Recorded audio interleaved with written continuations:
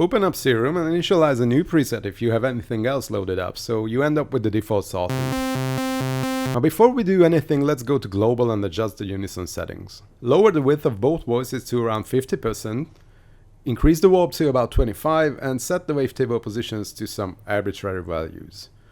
Also set the algorithm to exponential. This is to make sure that the voices of the oscillators will have a bit more variety to them, but they won't be too spread out in the stereo field.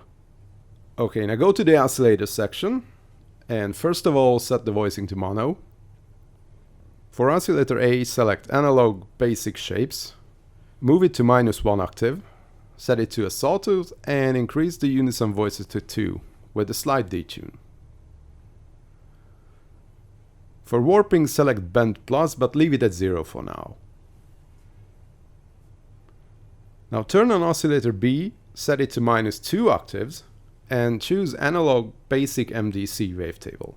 Give it roughly the same amount of unison detune with 2 voices and increase the wavetable position to about 40. For warping, select asymmetric plus and set it to around 25%.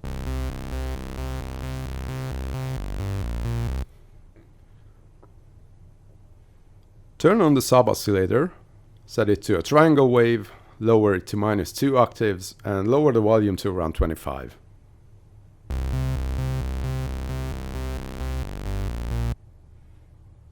Next, go to the filter, turn it on and select MG low 18 decibels.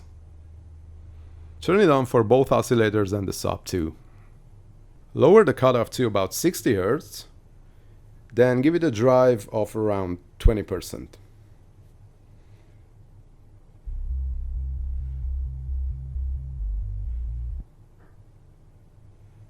Now go to envelope 1, lower the sustain to 0, adjust the curve of the decay to a bit sharper, and increase the release to around 300 milliseconds. Turn down the level of all oscillators to 0, and also the phase randomness of oscillator A and B.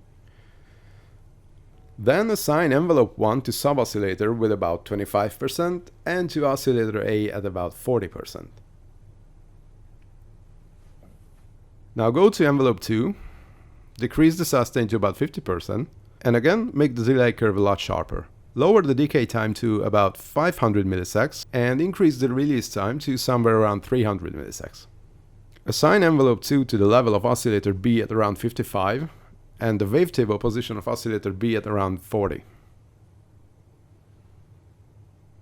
Go to envelope 3 and adjust it so it looks kinda like envelope 2, just with a little difference.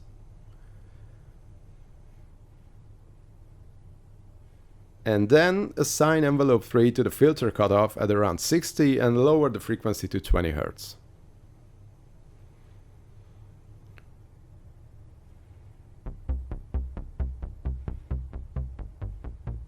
Alright, so the base of the sound is now ready and we can move on to the FX section. So go to the FX section and turn on the flanger and set it to BPM sync. Give it a rate of dotted 1/4. Leave the depth as it is. Lower the feedback to around 32 and the phase to 60. Then set the mix to 25%. Now this is to give the sound a little bit more movement.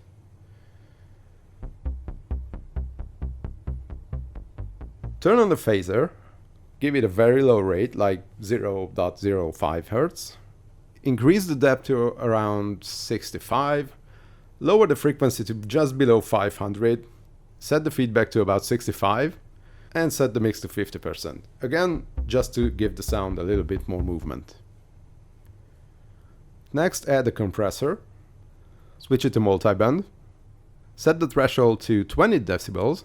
The ratio to 2:1, lower the attack and the release and turn the gain up to around 9 decibels.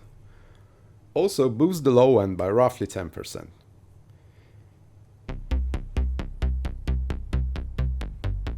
Alright, we already have some beef going on here. Now let's continue with the chorus. Set the rate to about 0.3 Hz. Lower delay 1 to 0.8 and delay 2 to 0.6. Depth to about 8 milliseconds feedback down to 30%, and set the low pass filter to 4K. Then lower the mix to about 20%. Just as with the flanger and the phaser, this is just to make the sound move a little bit more. Okay, now turn on the filter effect. Set it to a 24 decibel high pass filter. Increase cutoff to around 500, roughly 600. Resonance to about 50%. And set the filter drive and variation to 10%. But right now, lower the mix all the way to 0. Next, turn on the EQ. Set the low one to cut. Lower low frequencies to about 80 Hz. Set the Q to about 55. Then set the high end to boost. The frequency at about 2600. And give it a gain of 3 decibels. Next, assign envelope 1 to the high-end frequency at about 25. So now every time a note hits, the sound is going to have a little bit more high-end. And finally, turn on the reverb, decrease the size to about 10%, set the decay to 3 seconds, the low cut to 20 and the high cut to 70. And lower the mix to around 10% again. Alright, so we are done with the FX section, so let's move on to the LFOs. First go to LFO 1, turn on BPM sync and the anchor, and give it a rate of 9 Hz. And assign LFO 1 to the fine-tuning of oscillator A to give it a bit of, analog style pitch drifting. Now go to LFO 2 and do the same, but this time with a slower rate. Let's say like 0.3 Hz or something. Now assign LFO2 to the FX filter cutoff and be sure to set it to bipolar. Set the modulation to about 60 and then smooth the LFO to about 70. Go to LFO3, enable the dot switch and set the rate to dotted 1/8 and assign LFO3 to the FX filter mix with a modulation of about 65. Then adjust the LFO curve so it's a bit sharper, like this. But once again, this is to give the sound a bit more movement and groove, with the high pass filter just whooshing from low to high in time. Now go to LFO 4, adjust the shape so it looks like a sidechain curve, something like this. Smooth it to about 70, and then assign it to the flanger mix at about 40 and oscillator A warp also at 40.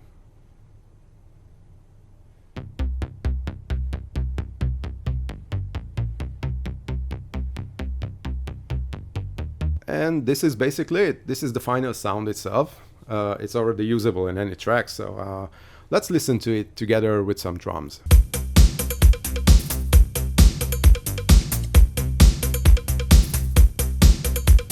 So yeah, definitely not bad, but there is one additional touch that I really like to do to give it even more movement and groove, so let's do that. Go to LFO 5 and adjust the shape so it shows 4 sawtooth waves. And make it 1, 2, 3, and 4. Yep, now smooth this out to about 23 or something, 25. Then move the upper points around just a little bit so they are not quite at the same place in each quarter. Just go full random on this. And next, adjust the curves to the upper points. Again, just watch out, there are no identical curves, so try to be as random as you can here. Now move each upper point all the way down to the bottom, but be sure to keep them in place, at least sort of.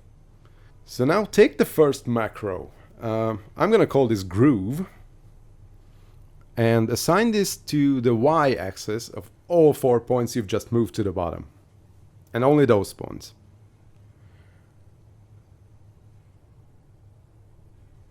Okay, and when you're done, go to the mod matrix and find these 4 parameters and move them nearly the end, but once again make sure all of them have slightly different values, so no 2 identical modulations. Okay, and now take LFO5 and assign it to oscillator A level, oscillator B level,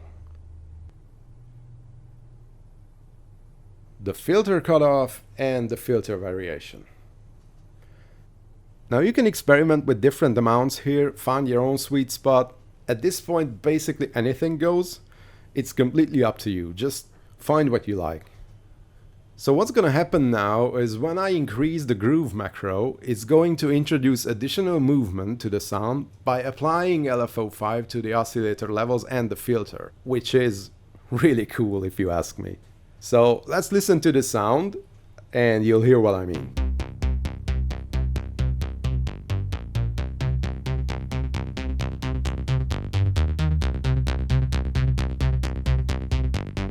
There's a big difference, right?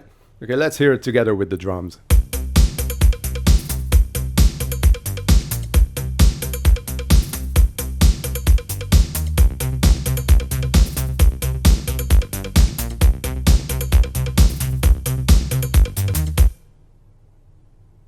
And it also works pretty good with articulated bass lines.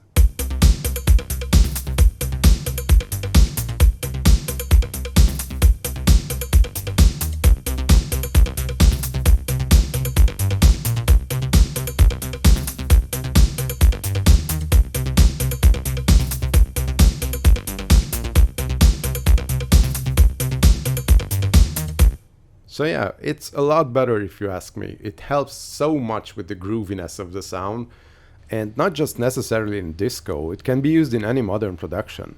And that concludes this little tutorial, so let me know what you think in the comments. If you like the sound, give the video a like, subscribe to the channel and all that. Also, if you ever happen to use this sound in your production, just let me know, because I'll be happy to hear it. So that's it for today, thank you so much for watching, have a great day.